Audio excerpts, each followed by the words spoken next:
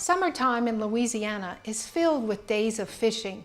You really don't have to go too very far to find some body of water. Between the bayous and the rivers, and even the Gulf, lots of fish can be found here in Louisiana. So today I'm cooking up some fried catfish. So beforehand, I took 4 fillets and cut them into 4 to 6 pieces.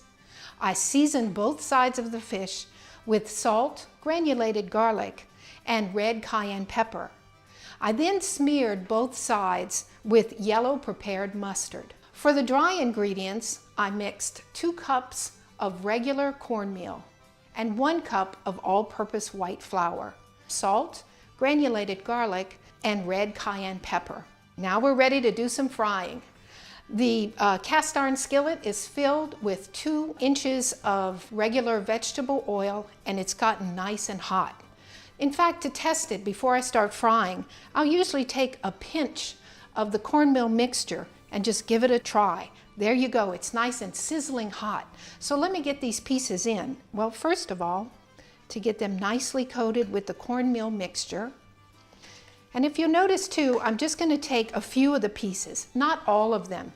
You never want to overcrowd your pot whenever you're frying, or everything will become soggy. You hear that sizzle? That's exactly what we want.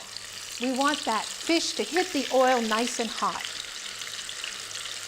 That's what will prevent it from being absorbing too much oil and being greasy.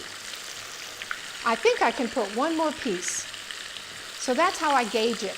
Once the pot is full to a certain limit, there we go.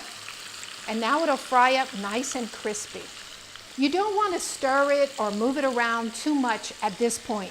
Just let it do its thing. You will notice after a while that the catfish starts floating to the surface and it'll get brown on the edges. When you notice that, then it's time to turn it and only cook for another minute or 2. So let's check these out. They're looking good. Let me make some room for them. Ah, yes, I see some of them are starting to float, which is exactly what we want. Nice hot oil. Now, after I pull these out, I have some sliced onions that I've prepared from before. I have a small mandolin that I slice these onions basically into rings. When I take the catfish out of the oil, I'll place it on this rack. And if you notice, it's just a baking sheet and a cooling rack. Instead of using paper towels or other things to soak it up, I really like to do this because it keeps the catfish nice and crispy. Now it's time to flip. You see, I didn't really have to do much with it. It does all the work in the pot.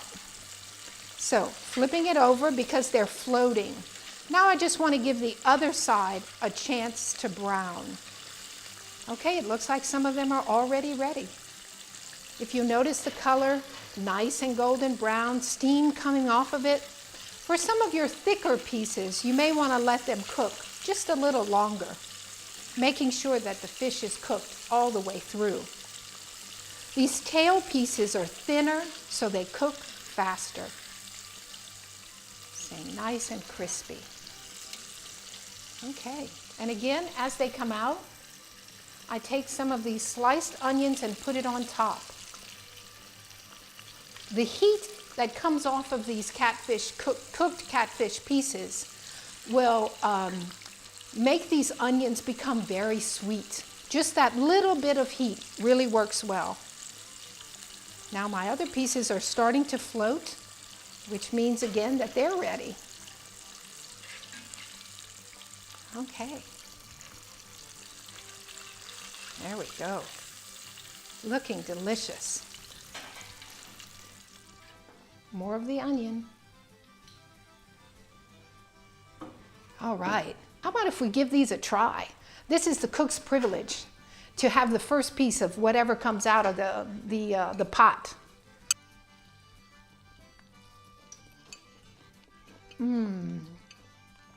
Simply delicious and so easy to eat and make. For this recipe and more recipes like it, please visit us at LafayetteTravel.com.